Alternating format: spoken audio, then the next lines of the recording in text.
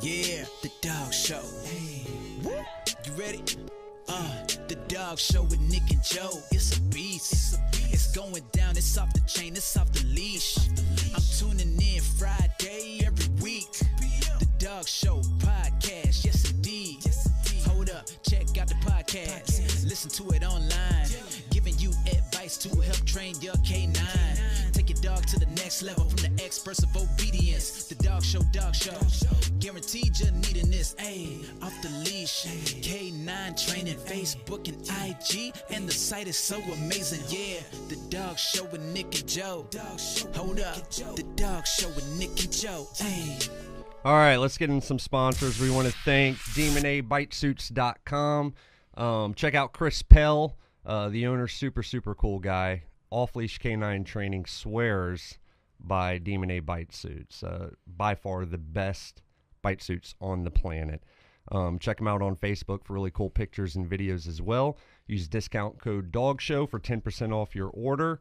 And we also want to thank Whistle GPS collars, little tracking devices you put on your dog's neck. You can do live tracking with them.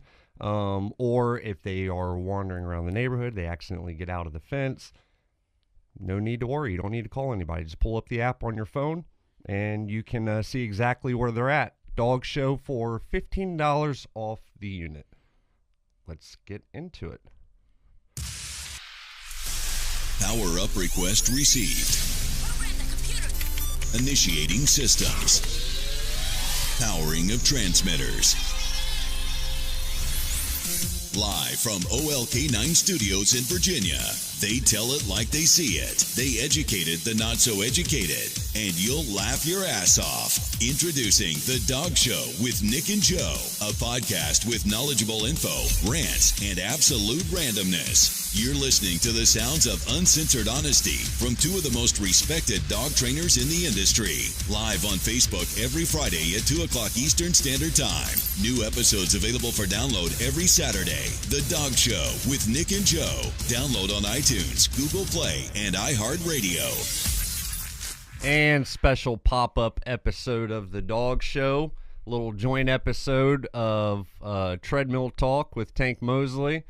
I told him that there's a 0% chance I'm getting on a treadmill this morning, so that's why we are in the studio. But you already did episode this morning, correct? I did number 78 with Michael Nesbitt, a trainer from Canada, eh? Yeah? How was it? It was great. Super humble guy. Refreshing to see someone so, I guess you would say, young in the dog game, be so humble, eager to learn, and just super refreshing, man. Very cool. So Nick White, my little partner in crime here for the Dog Show, flew in. I believe he got in at 6 a.m. this morning from Fiji, so that's why he's not with us today. He is jet lagged beyond you can imagine. I think it was a 16-hour time difference from where he was in Fiji. Beautiful place. He was posting pictures on Facebook, and man, it's like heaven over there. The sunsets, the water, everything. So we're gonna have him back. I believe we have an episode with Bob Salamini some point later on this week or this weekend. So we're excited about that and having Nick back in as well. So Mr. Tank Mosely. Mr. Joey Zitzelberger. It has been about 6 months since I've seen you. Yeah? Yep.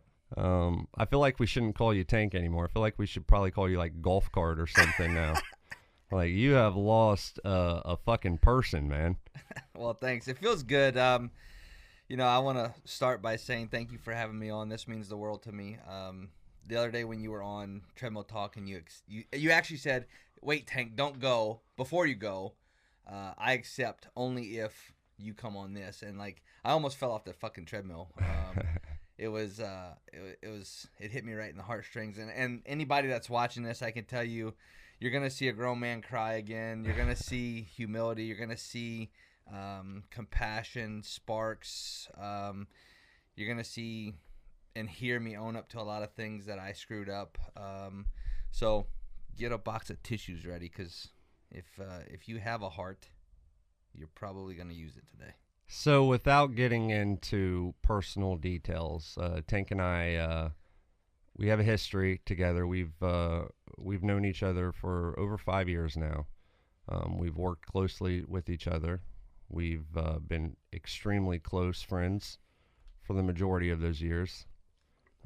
We ran into a little rough patch about 6 months ago, and we haven't really spoken or seen each other since. Some of your doing, some of my doing, and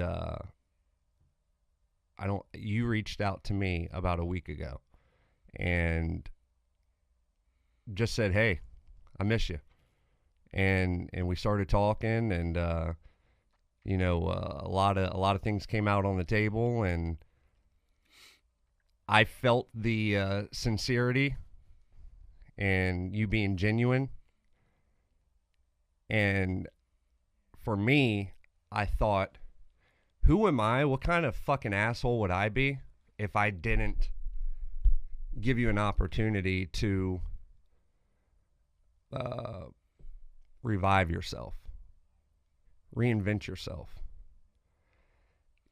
Does that make sense? Yeah, it does. I mean, I feel like I reinvented myself, or I'm on the path of reinventing myself. I've done a lot of things for the better to change my health. I quit chewing after 18 years. I just quit cold turkey. No soda, no fast foods unless it's a cheat day. In the gym 5 to 6 days a week. Came up with treadmill talk for accountability so I can get cardio in. So I feel like from that aspect, I'm doing things right to reinvent the healthy me. There's a lot of things mentally and emotionally that I've been dealing with. I ruined a marriage, ruined a relationship with my kids. For the longest time, I never had my priorities straight.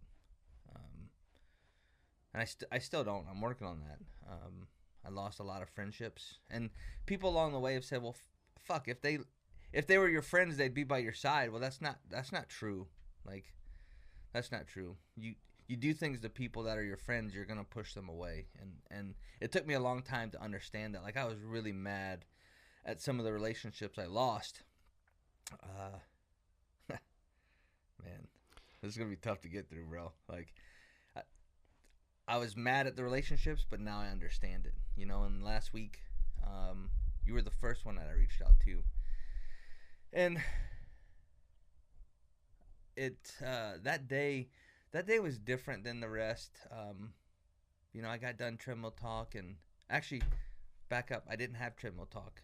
I had watched a David Goggins video, the Navy SEAL, that Nick posted into the trainer's page. And I did my hour on the treadmill, and I got off, and just as soon as the treadmill stopped and I rolled off and hit the ground, like, I just felt emotions that I've never felt before. And I just felt like, I'm missing one of my best friends, a mentor, a brother. All this that I'm doing to make myself better, I can't share it with the people that I want to share it with, So I sent you a message because I truly was missing what we had. Whether it be just me texting you about, going to get lunch or working a dog, meeting you somewhere to work a dog, or, just how can we make ourselves better in business. And I sent you the message. You responded the way you did, and that kind of just led into a chain effect.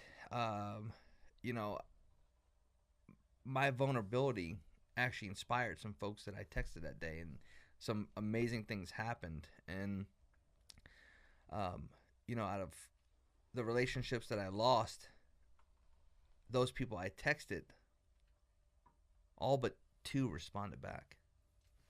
And some of the messages that I got back was pretty amazing.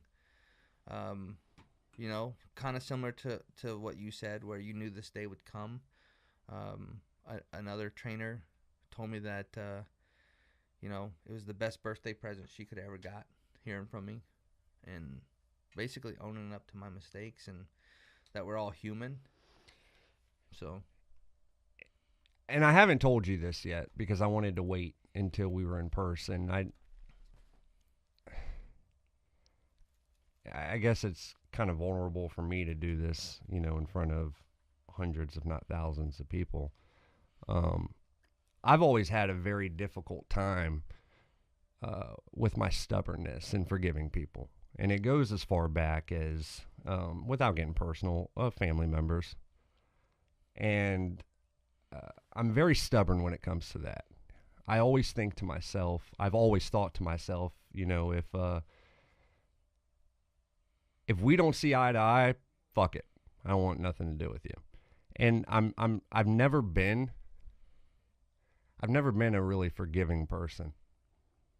And honestly, it took that text message for you that you wrote me for me to realize that, you know, I've never actually rekindled fucked up relationships. Whether it be with, you know, family members or friends or anything. And that's something that for me is on a personal level that I had to get past. Because I thought about it. I mean, I'm not going to lie. You know, throughout the last 6 months, you know, and the unfortunate part is my stubborn ways were getting the best of me.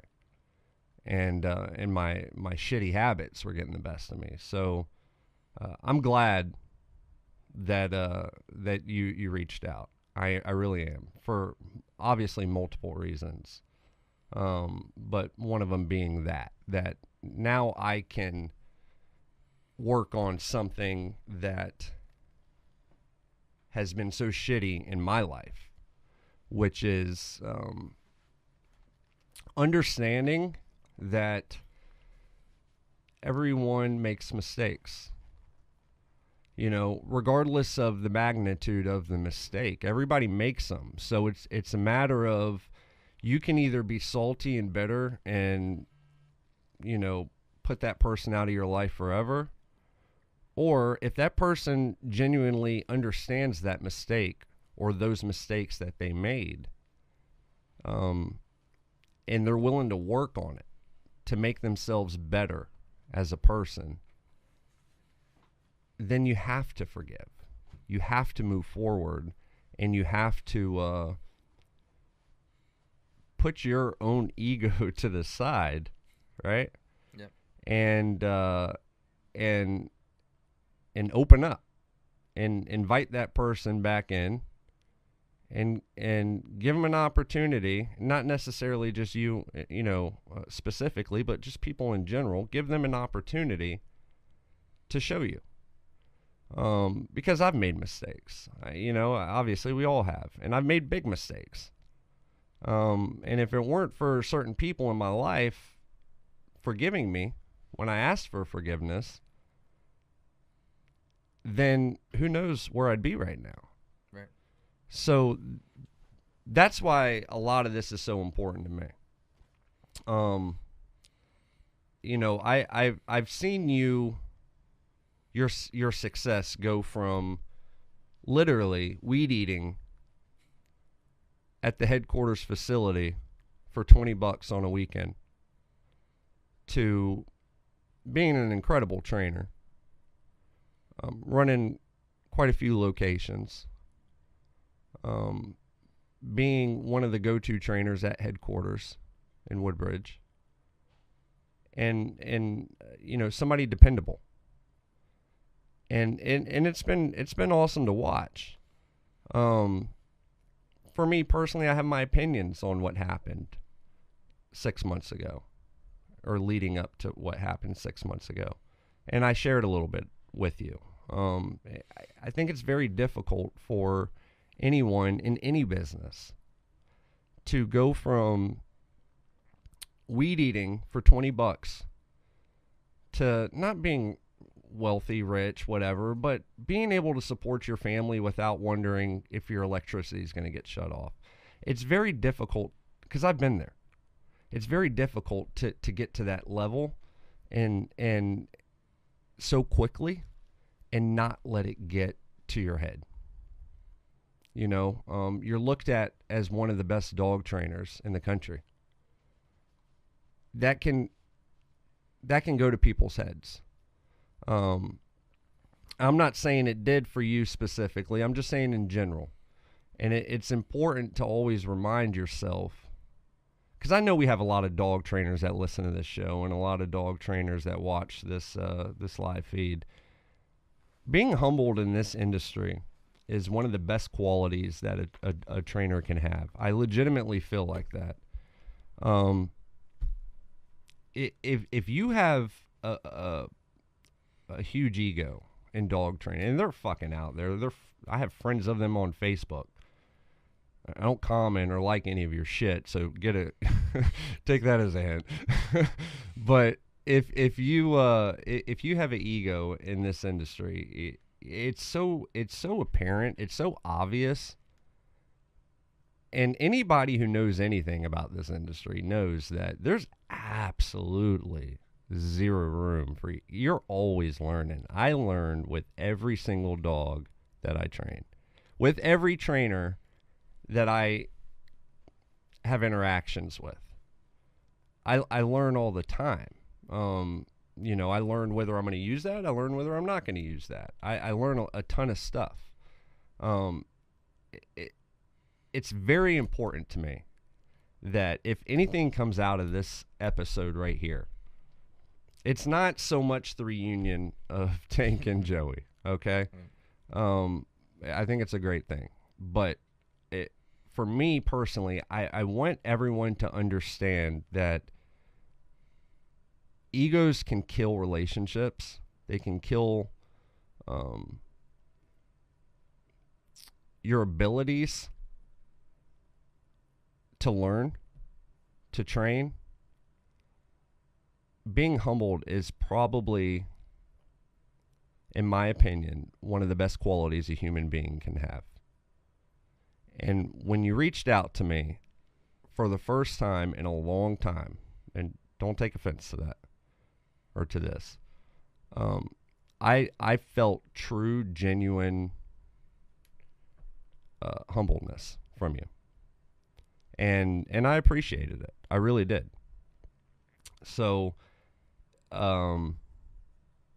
it's one of those things to where there's so many trainers out there, and so many amazing fucking trainers, and not even just off leash. I mean, just everywhere. You interview a lot of them on Treadmill Talk. There's so many trainers out there that are just absolutely incredible, and they don't need to have those big egos because their work speaks for itself. Those are the trainers that I admire, that I look up to, that I consider mentors, and that make me a better trainer. What are your thoughts on? I know you're big on specifically now on leaving your ego at the door. Maybe you can touch on that a little bit. Yeah, I mean, I think you nailed it. It took me a while to get hit in the face with a humble pie. When I was fishing professionally on the Potomac River, guys would fear me showing up to the ramp, So it was one of those things where I thought I was the biggest and baddest and coolest, and I had the best stuff, and in reality all that shit is just that. It's shit. If you break it down and prioritize things, it's tough. I mean, having an ego does nothing for a relationship. It does nothing for a dog. It does nothing for helping change a client's life. I mean, that's what we're in this for. We're in this to make dogs better, change lives, so that a way bad things don't happen to dogs or happen to families. And having an ego, you lose the opportunity to give the dog your all. And yeah, I'm really big on that now. Like with interviewing trainers, I'm looking for folks that aren't pounding their chest like King Kong and you know, I've had some really amazing guests on Treadmill Talk. I've had, you know, Larry Crone, Jerry Bradshaw, Justin Rigney, like some Carlos Ramirez, Alicia from Working Dog Dry Goods, Ted Summers, like really, really, really amazing guests. And they've all been very humble, you know, so I think you have to practice what you preach. I have noticed a shift, I feel like, in the last several months in the dog training industry. I really have. I and maybe it's just me, I don't know, but I feel like Moose is a lot of credit for that. I feel like those guys out there and across the pond in that Facebook group and page, TV program, whatever you want to call it, I feel like that group is bringing a lot of the working dog people together to kind of drop their egos and let's make it about the dogs.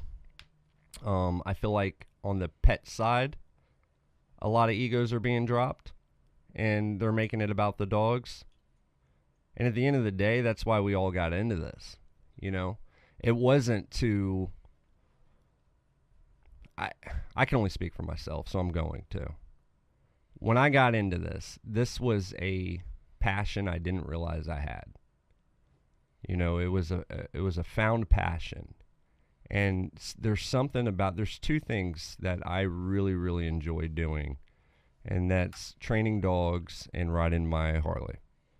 And the reason why I really enjoy both of those things so much is because that is my zen. That is what clears my mind, and it's my happy place. You know what I mean? Now, I'm not saying that in my entire career, I've never gotten an ego. I'm sure I have. But I feel like I've consciously tried to catch it. And I've never been one to try to be in the limelight of anything. When Nick came to me with the dog show idea, I knew it was needed, and I knew that him and I would hold each other accountable to doing it. But I didn't want to do it just for the fact of these cameras. I've never been that person. I'm always I enjoy being in the background and training dogs and operating the business and, you know, helping Nick out with the things that he needs help with.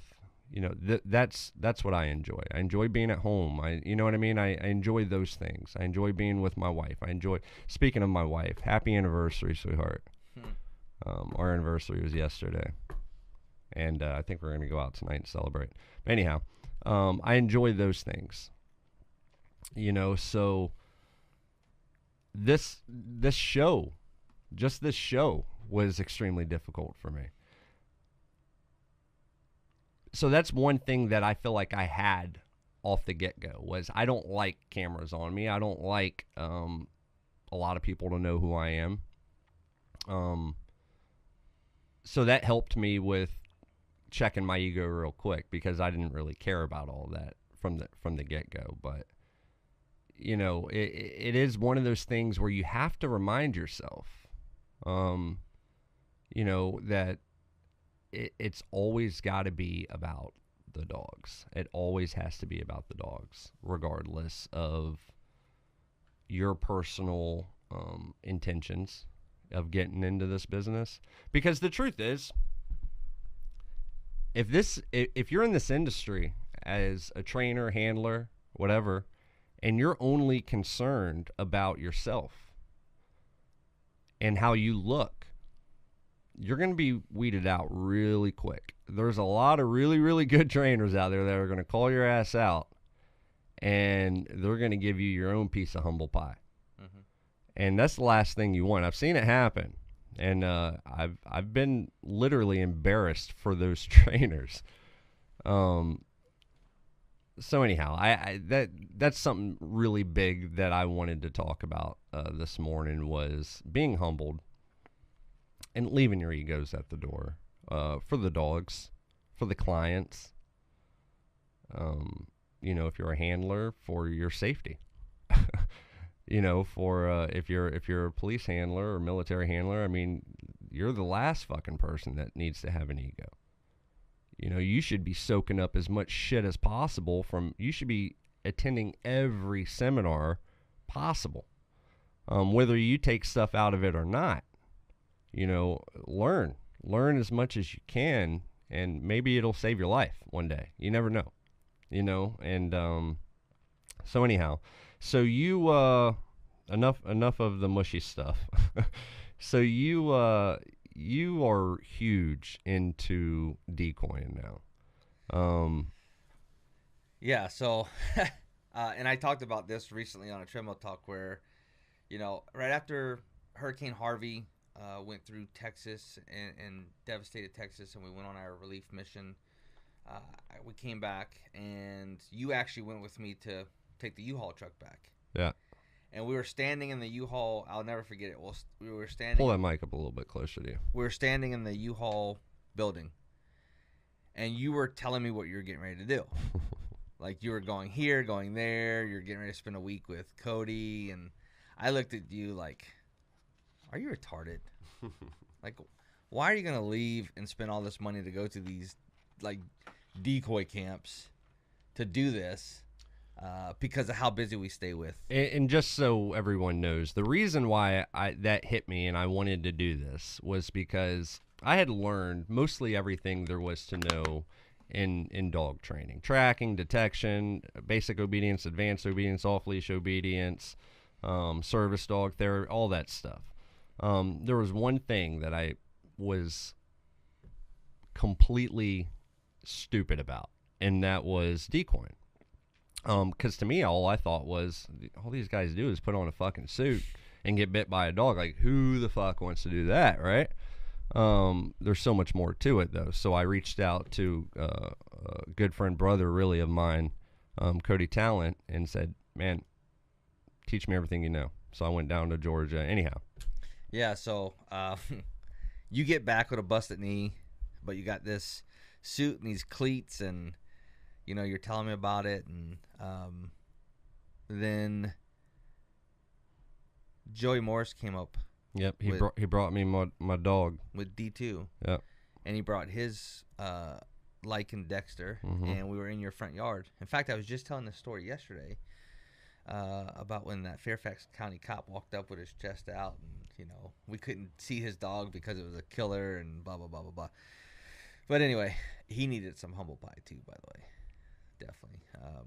But anyway, we're in your front yard, and at the time, Joey Morris is basically teaching you and Kelly how to live with D2. Yeah, it was turnover. Yeah, turnover. In the front yard, and you guys asked if I wanted to get in the suit. I'm like, yeah, I'll try it. Well, at the time, I was close to 400 pounds, and I was so fat that I couldn't even get into the suit bottoms. I can only get the suit top up on. And, it was so tight that I could barely even button it. But I was able to take a bite. And when I took a bite from Dexter, it's one of those things where you either hate it or you love it. And I was definitely loving it. It was euphoric. It did a lot of things when I felt that bite. And kind of right then and there, I became addicted. And I wanted to, know more about it and learn more about it. And like you, I've done a lot of things with dogs obedience-wise, pretty much off-leash shield anywhere you can think of. And, just done the stuff with pet dogs. And I've done tracking and diabetic alert dog training. And just like you, kind of felt like I'm ready for the next level of learning. And from then, I was just ate up with it, So first thing I had to do was buy my own suit. that would actually fit because I was so big that I couldn't wear anybody else's. So I ordered a Demon A suit, came in 4 weeks, and I started, just trying to be mentored by Joey Morris and Cody, and we were working D2 at the parks and trying to go to seminars, and I caught the bug and I was ate up with it. But like you said, I quickly learned that it was more than just getting into a suit and taking a bite from a dog. It's you are the guy in the suit is training the dog, not the guy on the end of the leash. A lot of people don't understand that. Right. So the things that you do in that suit, whether it's setting grips or countering the dog or praising the dog, you're building that weapon. And it just become really addicting. And I quickly realized that I was fat and miserable, very unhealthy, which weighed, no pun intended, but it weighed a lot on my shoulders with everything that was going on. I was just a miserable person, and I felt like decoying was what I needed. So it goes beyond just being cool and getting in a suit and, having really cool videos and taking pictures and building dogs. Like, I have other friends that use that as a release from the demons that are in their closet, and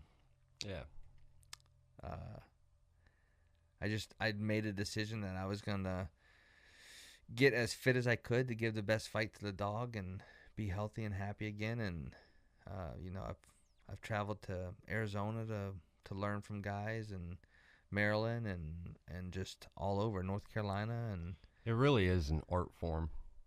It's so artistic to see a decoy that's been doing it for a while and really knows what they're doing, to see them work with the dog. It really is. It's definitely something to watch if you've never seen it. So I highly recommend, if you've never actually seen real decoys, not guys that just put on suits and get bit, but real decoys that actually train these dogs, these PPDs and police, military.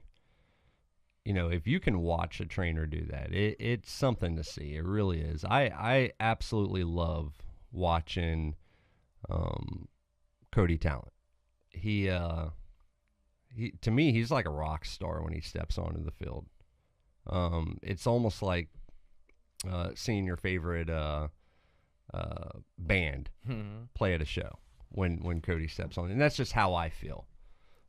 Because I truly believe, I don't think anybody can deny it, that Cody is 1,000% into it for the dogs. Oh, and it's a million. And it's funny to see him, not funny, but it's cool to see him sacrifice literally everything about him for the dogs. And that's where I get my inspiration. I've gotten inspiration from Joey Morris. I watch a lot of Ted Summers, actually, on Facebook. I think he's fantastic at what he does. Bob Salamini, I watch him a lot. I could go on. I mean, the list is very long at this point of decoys and trainers that I look up to, whether they know it or not. So it was cool to watch you get into it, because I mean, it was something that I definitely saw that it lit a fire under your ass. Because I always tell people, and I think every other trainer decoy would say this to other people as well, is you either fucking hate it or you fucking love it. There's really no in between. There's no, I'll put the suit on today. It's either, fuck no, I don't want that suit on today, or yes, please, throw dogs at me. You know what I mean? And you can always tell when the person catches their first dog, if which side of the fence they're going to be on. Yeah. And it was clear which side you were going to be on. So I think it's really cool, this new passion that you've found. Where do you see this going, though? Is this just something that you want to do for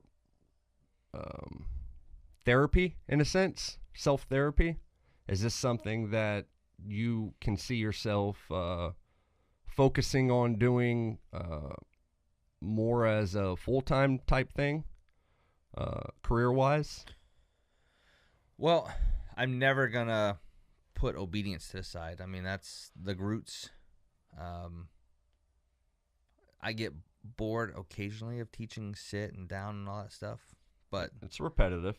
you know, there's nothing better than seeing results. I'm very competitive. That's part of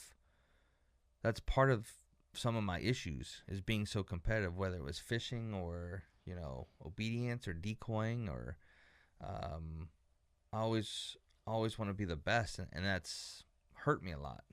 That trying to be the best without having an ego can still give you an ego, at least in my opinion. Yeah. But you know, I never will stop doing obedience, because that's where it all started. And you can get faster results in obedience than you can the time, you know, putting into PPD or Sure. or you know, fixing or working with police dogs that have voids. But you know, I want to be well-rounded. Again, no pun intended to the weight. I want to be well-rounded. I want people to know that if their dog has issues and they reach out to me, that they can trust me in doing the right thing by the dog. You know, I want to be able to help departments make dogs better. I'm sure you've seen the influx of dogs that are failing. Yeah. You know, Sure. street dogs, police dogs. When those dogs fail, that puts police lives in jeopardy. So I want to be able to help them find voids and correct them and fix them. You know, I'm not wanting to step on anyone's toes. I just want to be able to, you know, I want to be there to help. I'm not looking to start selling personal protection dogs or anything like that. Like, the bread and butter is obedience. But like yesterday, I was able to help a friend work his dog for 20 minutes because he was having issues with clean outs and tactical recall and stuff like that. So I threw on the suit for 20 minutes after doing obedience, and we were able to get the dog to give the results we were looking for. But where I see myself is being able to just be someone that you can rely on to help fix voids and just do training when it's time. Like, you know, when D2 needs somebody to work with, I'm just a call away. Yeah. You know, that doesn't mean I'm changing the daily operations, but we're sliding 30 minutes in for Sure. some work. Very cool. So, whether it be on a personal level or professional level, what's next for Tank Mosely? Where do we go from here? Not necessarily we, but you. In the immediate future. And where's Tank at a year from now, 5 years from now? What's the plan? Tell us. Well, the plan is, you know, I feel like I got myself on a path of, like we said earlier, reinventing myself. So I feel like I'm getting a lot of things in line.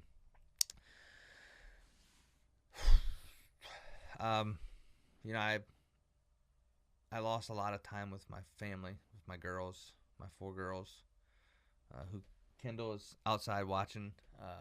You know, we had a little conversation on the way here, and we're going to go hang out after. I work D2 a little bit, but, you know, I'm learning to prioritize, and they're first. I'm going to put them first in front of everything. Yeah, I used to fish 70 tournaments a year on the Potomac River. I haven't fished one time this year. And you know what? I don't give a fuck that I haven't fished one time. It feels good to be able to say that. Like, before, I would do whatever I could to be on the river. I would do whatever I could to justify why I'm missing a swim meet or why I'm not at an award ceremony. to either, run off and pull shenanigans or be on the river fishing. And now all I care about is spending time with them. They're number one. And I'm not just saying that. I mean it. I think it's very obvious that you mean that. I'm working on a relationship. Not only with Caroline, but with God. I think that's super important. He never truly was in my life because I didn't let him in my life. And now I got my arms wide open and I'm ready for him. I need him. I need him in my corner. Business wise, I just want to be there for my team of trainers down south, teaching them the same way I was taught by you and Nick and JW and guys that have helped build me along the way. I didn't just wake up one day and become a great dog trainer or become a decent businessman. Like, I learned that stuff from guys that I truly respect and trust and know that no matter what, they have my best interests, at heart. Whether I was fat or bearded or non-bearded or whatever, it didn't matter. But I see myself just opening up more to my team, being a great owner for them, so that one day that they could be in the same position, just like Nick was, and just rekindling relationships. Man, I'll tell you a story. I'm gonna try to tell you a story.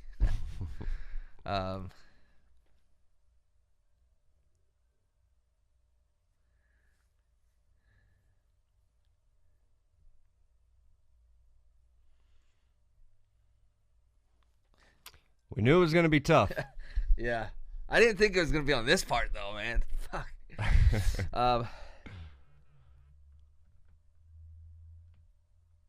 Take your time. Cried twice in 2 weeks, man. It's crazy. Sometimes it's good for you. Yeah, I agree with that, man. Like, telling people how you feel and showing emotions.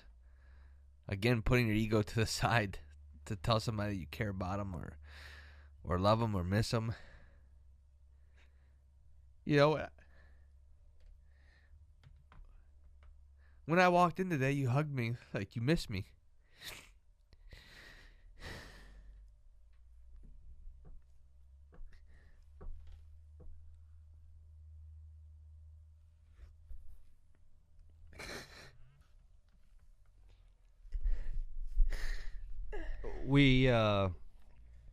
We promised you guys that this was an episode you weren't going to want to miss. There's a lot of emotions at this table right now. This was probably the most nervous I've ever been going into an episode of the Dog Show. Just because you and I have so much history, and the changes that I've seen you make in the last couple of weeks have truly inspired me in more ways than you can imagine. I want you to gather yourself for a minute. And this was long overdue.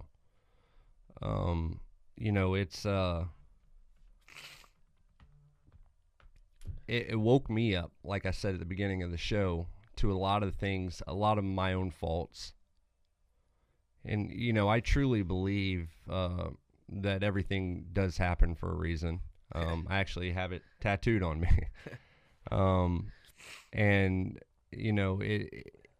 If you had to go through all of that to get to where you're at right now, there's nothing to be ashamed of at this point. Because at the end of the day, everything is going to work itself out. I always tell my daughters when they come to me and they tell me that they're in a fight with one of their friends, or they got a scratch on their pinky, or I always tell them my line to them is it'll pass. Like, I know it's the end of the world right now, but I can assure you it'll pass. If there were no bad times, there would be no such thing as good times. So that's my advice to you, to myself, to Brandon producing the show, and to everyone listening is anything you go through that's rough in life, whether it's self-inflicted or not, it's going to pass. Yep. There's just no way around it. It is life. And we have to remind ourselves that. And I think if you can keep that fresh in your mind, it keeps you motivated. It keeps you moving forward. I'm not a fucking counselor by any means, and I'm not a perfect husband, perfect father by any means. I have my faults in those areas that I'm well aware of. One of them is this business. I bleed this business, and that affects my relationship with my kids and my wife. And that's something that I have to consciously focus on.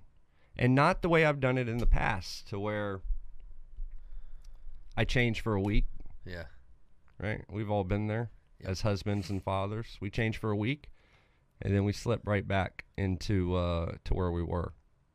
It's got to be something that you have to do, and you know you have to do it. And I know I have to do it.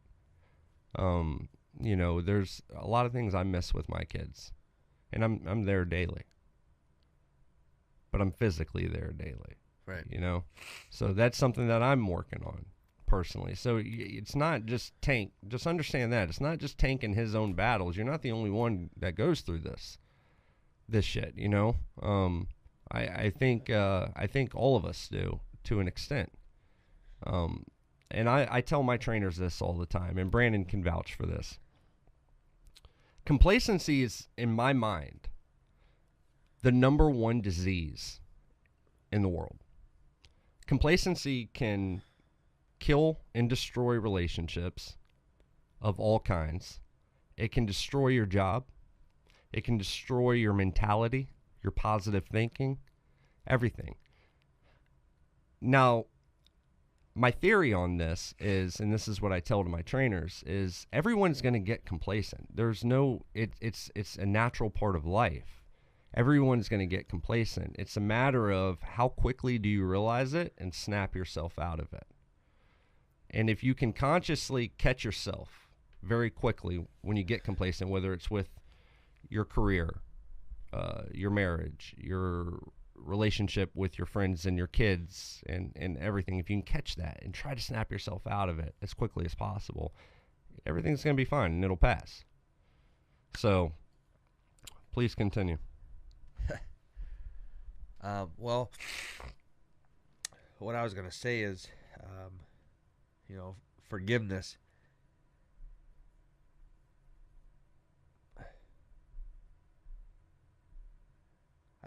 I learned a very valuable lesson through my mom. And I don't even talk to her this much about this lesson because it's very devastating. But I lost my dad to cancer a couple years ago, and a year before losing my dad, we lost my grandfather. Like almost literally a year to the day. But when we lost my grandfather, the night before, he was being my typical grandfather, and he was talking to my mom, and he gave her a hard time, and they started like fighting a little bit. And they got off the phone not the way that they normally get off the phone. Right? Like my mom was mad at him, he was mad at her. And they hung up, and it wasn't a typical hang up. Basically, you could say they hung up on each other without saying goodbye. That was the last time they ever talked. So talking about forgiveness and mistakes and judging people, it's really hard to do those things because you don't know what people are going through. You don't know what's going on, and you never do. in their life, and who are we to judge? But I think that you made an extremely valid point, saying that when they screw up and you change, as long as you continue that change instead of just the 1 week or the 2 weeks and then going back to the old ways. Like, I tell you, if I could change things about the way things happened, it's a 50-50 answer. Sure. Because things do happen for a reason. People are put in your life for a reason. If I change and say, all right, let's turn back the time for a year or 2 years, a lot of positive things happened in those 2 years that helped put me where I'm at now, right now. Sure. So if I don't go through those motions, then a lot of things don't happen, for the good and for the bad. But I think it's really important, to be able to forgive people. You're not forgiving. I just posted this picture of a quote. Forgiving does not overwrite the past. Forgiving helps write the future. Right? It's deep. Isn't it? Yeah. And, as I said in the beginning of the show, is that's been one of my biggest faults of my entire life, is forgiving people. Brandon's one of my best friends, and he knows that about me. He knows the personal shit that I fight inside my head due to that terrible fucking quality that I have. And I'm working on it. And you've helped me realize it, number one, and keep it a fresh thought in my mind. And that goes with all aspects of my life. My family means everything to me. I would be nothing without them. That's why I do all this shit. Sometimes I take it to the extreme with my my work ethic, which I'm working on. Not necessarily work less, but when my kids are man, this is fucking. When my kids are talking to me, I find myself not listening. Not all the time, but even if I do it once, it's fucked up. Same with my wife.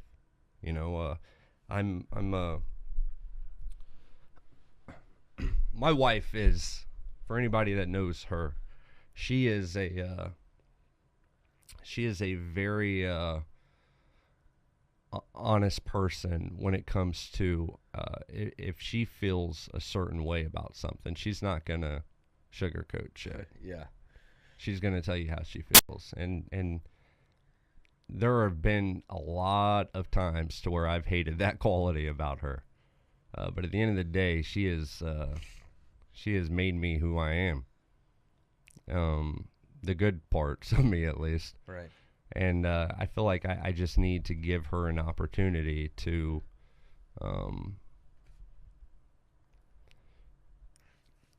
keep me going the right direction. It's because at the end of the day, man, that's all we got is family and friends. All this shit, well, it's all bullshit. It's the truth. The money, the cars, the houses, Yep. It's all bullshit. And I've realized that. I've realized that the Harley that I have sitting in the garage that I saved up for, it's bullshit. When I'm laying on my deathbed, hopefully in 50, 60 years from now, Harley's not going to run through my mind. And I get that. So it's important to understand what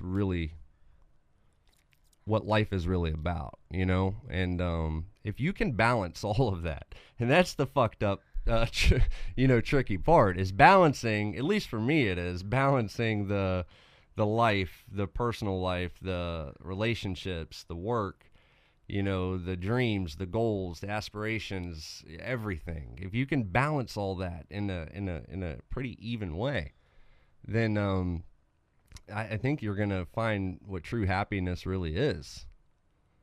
And it's something that I think everyone should try to work on.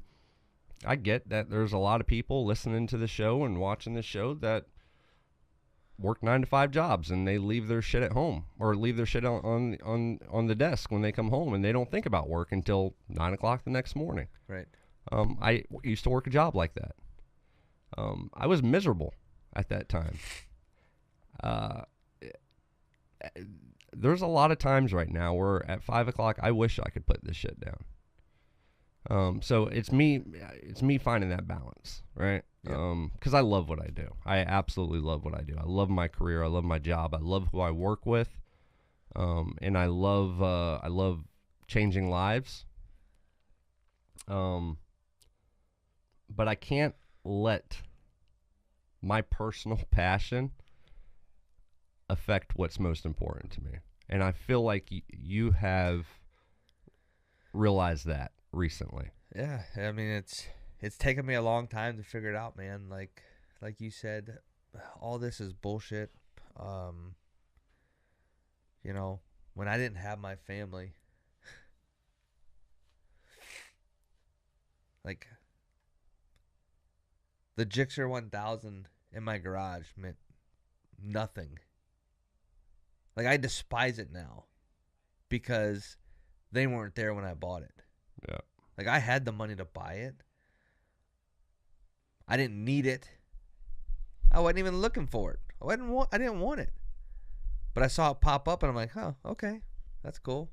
Let me go spend this on this motorcycle that I haven't even registered because it's bullshit. And now I look at it and I get pissed off and I want to blow it up because at the time I didn't have my family, and all I wanted more was my family over that bike or that boat, that truck, like, all the nonsense bullshit that you're talking about. When I didn't have, and I still don't have my family 24/7, but there was times when I didn't have them and I couldn't go see them, and this is recently. I couldn't go see them, or I didn't get up to make breakfast for them because they were going to school, or be there for them after they came home from school. Like, I would have given all of that, including my left arm and maybe even a testicle, to have that. Like, that's what it meant to me, to be able to give up that stuff just to have them back. And you don't realize it until you completely lost it. Prioritizing has always been one of my biggest issues, and that's something that I'm working on to address and to fix. And it's one of those things where it needs to be fixed and not just like temporarily changed. So yeah, and it's got to be a habit. Yeah, it can't be 1 week on, 1 week off type thing. That's so easy. Complacency. Yeah, there you go. I mean, full circle. There you go. It's good stuff, man. I don't think anybody can deny the sincerity and genuineness. Is genuineness even a fucking word? Brandon would know. I'm not that smart Brandon? enough to know. Is it? Genuine? I don't think genuineness is a word. Well, whatever. You know what I mean. Right. Get the point got across. Worst podcast host ever. Anyhow, I don't think anybody can deny that. by watching your last few episodes of Treadmill Talk and this joint episode of, I think Treadmill Talk's over, right? Your battery died? Oh, yeah, it died. Hopefully they moved over. But I don't think anybody can deny that. And, from watching those last few episodes of that and then this joint episode of this. Genuineness is the word. It is. It is.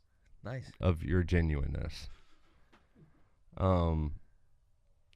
I hope those relationships that have not been rekindled yet, I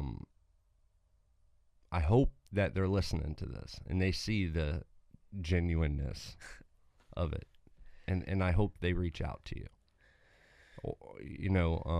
because it does feel good to have you around today. It's been 6 months. I've been wanting to call you for a couple of reasons, but my own stubbornness got the best of me, and so I didn't. So you were the bigger man than I was, and reached out to me, and I appreciate that, because it just started getting things moving. I think your life is going to be just fine. I really do. I think everything's going to be just fine. It may not seem like that right now, or it may seem like it's going to take forever to get there. But everything's going to work out. I can tell you that. You know who your friends are. You know who your family is, and it's keeping them tight. I've always been big on keeping my circle extremely small. Nobody in, nobody out. Yep. It's the best way to do it. And I think you've realized that as well. And I wish you luck, man. I really do. And I'm happy for you. I'm genuinely happy for you. More than anything, I'm proud of you. And it feels good to say that. I'm proud of who you've become as a man. Like, fuck a dog trainer, fuck a obedience king, all that. As a man, I am proud of you, of who you've become in the last few weeks. And I'm rooting for you, man. And I got your back. And it feels good to say that.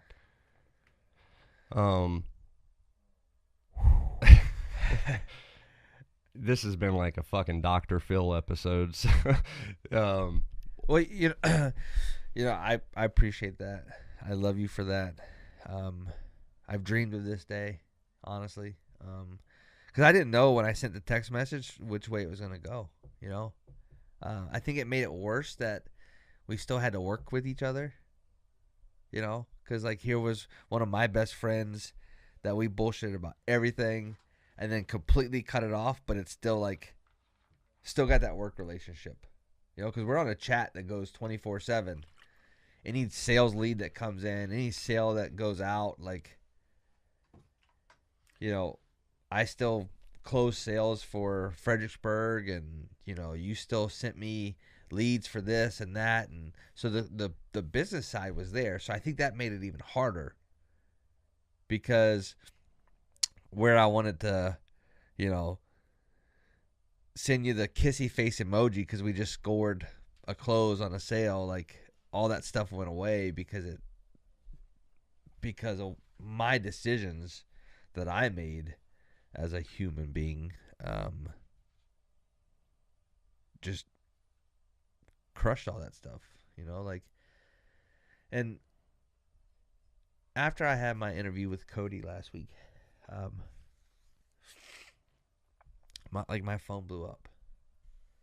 Folks reaching out, telling me how proud they were, just like you did.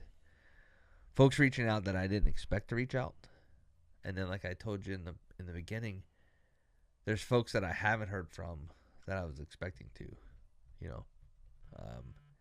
and that's complacency, I guess, for me expecting that. But I just want to lead by example. I want to inspire people to do the right thing because I was inspired. I want people to learn from my mistakes. You know, so if one person watching this live or listening to the podcast when it releases, you know, if you take away one thing, just do some self-reflecting and, you know, change something, rewrite something, rewire yourself to do something. You know, if you want it bad For the enough, better. yeah, if you want it bad enough, you're gonna do it. Like, people tell me all the time, oh man, I'm having such a hard time quitting smoking or quitting drinking or quitting this. Like, if you want it bad enough, you'll make it happen. Right? Yeah. Yeah. And the unfortunate part of that, though, is that sometimes it takes a tragedy to make you realize how bad you want it. Yep. And realize that maybe that old saying, the grass isn't always greener on the other side, is maybe there's some truth to that. Oh, there's a whole lot of fucking truth to that. Yeah. So you know, it's just humble pie. That's what it's all about. Yeah, don't turn your blinders on, to the folks that are in your corner. You know, there's a saying, pay attention to who's not clapping when you're winning. Yeah. Well, don't fucking turn off the people that are clapping while you're winning. I like that. That's deep. You know, like, trust me, there's been a lot of time. There's been a lot of reflection time when I get off the treadmill and I lift weights for an hour, and it's just me and listening to headphones, but I'm thinking about a lot of that stuff, you know. Or when I'm working a dog, like you said earlier, riding your Harley and working a dog is your time. You know, it's the same thing. There's a lot of reflecting going on when that happens. You know, so if only one person from this podcast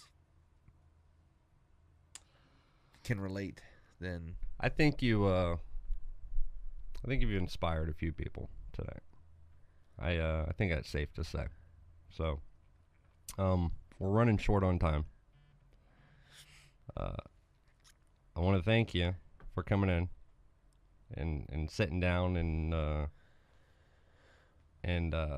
getting raw, right? Getting real, getting raw, and you know, you're doing something that most people won't do, and you're putting your own shit out there. Oh yeah, it's out there. To help your own growth personally. Yeah. Like, it's very obvious. You're doing this so that you're telling your story so you can say, look, there's no secrets. I made mistakes. Here I am now. I'm unfucking my life.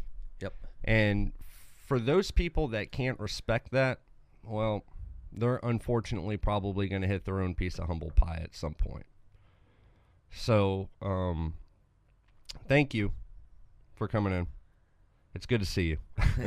Thanks for having me. You look like a different fucking person. I don't even recognize you It's anymore. great to see you. Now, How much weight have you lost? oh man, I think when we're in your front yard with Joey Morris, I was at about 393, and right now I'm sitting at like 260. Holy shit. Yeah, so I've lost a Brandon. Literally. So Wow. and I got down pretty low. You know, like, I don't know if the angle of the camera. No, I'm just kidding. I don't know if the angle's good, but like, this is the first time, and I've done this a couple times, man. Like, I've battled my weight my entire life. I've got really shitty genetics from my mom, so thanks, Mom, for that. And my grandfather. Love you, Pops. But it's just bad genetics, you know, just like in the dog world, you know, you can't fix genetics. Yeah. You either deal with it or you call it out. And obviously I wasn't called out. Dropped on my head a couple times, but not, you know, not tossed out. And just dealt bad genetics. So I deal with my weight. Even when I was in the Marine Corps, I dealt with weight loss, or I dealt with weight issues. And I would always go through cycles where I'd get really, really lean really fast because I was basically starving myself and just not doing things right. And this is probably the first time that I've ever dropped weight like this, that I'm doing it right. And so I'm actually, I'm losing inches in my waist, but like, you know, gaining some inches in my arms and my chest. And so where I'm losing fat, I'm also building muscle, and I'm eating a lot and eating healthy, and I have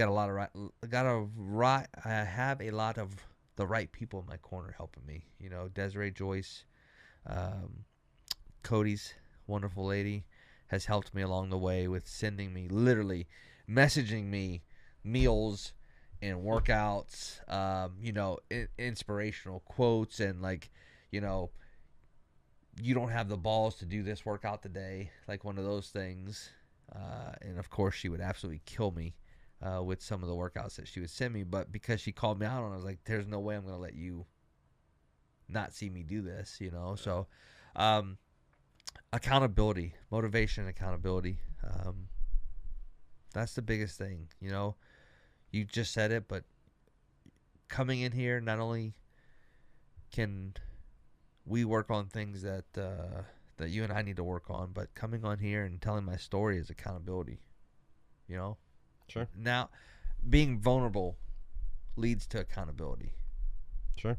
You know, it's like with Treadmill Talk. Every morning at 7:30 from Monday through Friday, unless a guest has to bail, there's going to be a guest and there's going to be an hour of cardio.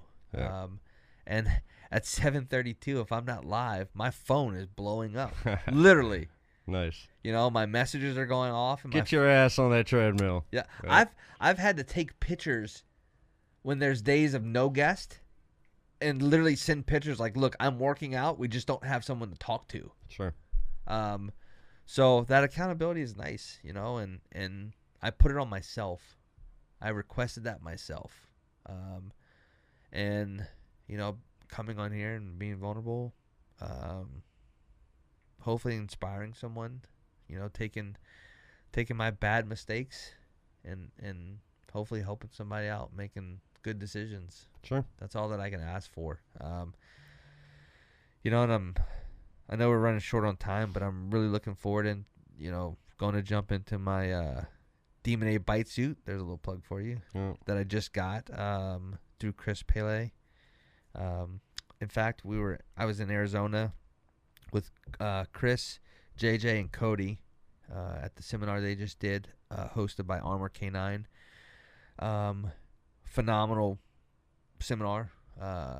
It was hot as hell, but it was a different kind of hot. And It was awesome, and we had, you know, really, really amazing people there, and no one had an ego. Man, it was the coolest thing ever. That's like cool. People from Sit Mean Sit and Devotion to Dogs and all these guys from the West Coast and Marines and law enforcement officers and you know, college guys that have like badass savage dogs. Like, at the end of the day, everybody was there for one reason: to make dogs better, to learn how to make dogs better. And I left with literally everyone's phone number from that seminar, and a lot of guests booked because of all the cool people that were there and the stories they had to tell and how awesome as trainers they are. And they were there for a reason. Who knows what the reason was, other than, you know, learning to make dogs better, but there was other reasons. And, you know, at the end of the day, that's what it's about. So It's good shit, man. hopefully we can go break out D2 and I can catch them a couple times and swing them off my collarbone, like Cody would say. And, you know, I just want to touch on that real quick. My inspiration, Joey Morris, Cody Talent, guys that have really taken me under their wing as far as this goes. I could send videos and get critique. In fact, I talked about this on Treadmill Talk this morning. There's a difference between critiquing and being an asshole. Right? Like, hey, Tank, try this next time, instead of, you're an idiot, don't ever do that again. Like, there's a difference. Those guys, I can send videos and they can critique me. But earlier when you talked about Cody being passionate, getting on the field, I remember going down and working with him, and we got done, and he started telling the story of Chip. Mm-hmm. And I watched it bring him to tears telling that story. And you know, after hearing that story, but also watching him work, that 1,000,000% chance he's doing it for the dogs. Oh, yeah. Oh, yeah. The videos and the pictures are great, but he would do it if they weren't. And that's why I love watching him decoy so much, because it's so obvious. You can't fake that. Right. You know, you really can't. So, anyhow, we're going to see each other this weekend also for the seminar with Bob Salamini. Yeah, it's literally going to be me, you, Nick, and Bob. There we go. Like a private seminar. I mean, fucking worn out, but hey, I'm ready, man. Everybody's pretty much bailed out, you know, for the Bob Salamini seminar. I think it just came up quick, and people are like, "Fuck, it's already June." For real, like it's definitely flown by. But do you think Bob watches this? I don't know. Bob, if you're watching, you owe me a fucking coin from last year. Yeah, bring us coin this weekend, please. Whenever you fly in. Anyhow, real quick, we got about 4 minutes left. I want to touch on a few things coming up with the dog show. For those that have seen my passion about the shitty service dog program in this country, I wrote my congressman. I asked him to come on, and he has agreed to come on July 9th. We will be going live. He's coming in studio. I have a solution to unfuck this program, and I want him to hear it.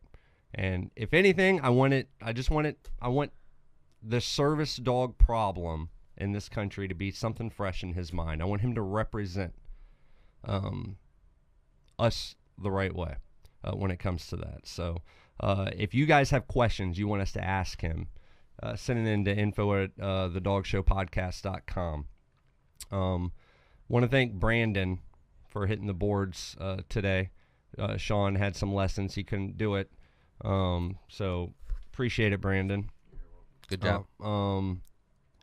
And Nick will be back for the next episode. We're excited to have him back and tell his story about Fiji and living an amazing life there for a week. And so I'm excited to hear that. We're excited for the Bob Salamini seminar this weekend. And yeah, you know, if you stuck around and watched this whole episode, hopefully you got something out of it. I feel like I got a friend back out of it. So thank you everyone for tuning in, and we'll see you next week. Yeah, the dog show. Hey, you ready? The dog show with Nick and Joe. It's a beast. It's going down. It's off the chain. It's off the leash. I'm tuning in Friday every week. The dog show podcast. Yes, indeed. Hold up. Check out the podcast. Listen to it online. Giving you advice to help train your K9. Take your dog to the next level from the experts of obedience. The dog show, guaranteed you're needing this. Ayy, off the leash, K9 Training, Facebook and IG, and the site is so amazing. Yeah, the dog show with Nick and Joe. Hold up, the dog show with Nick and Joe. Ayy.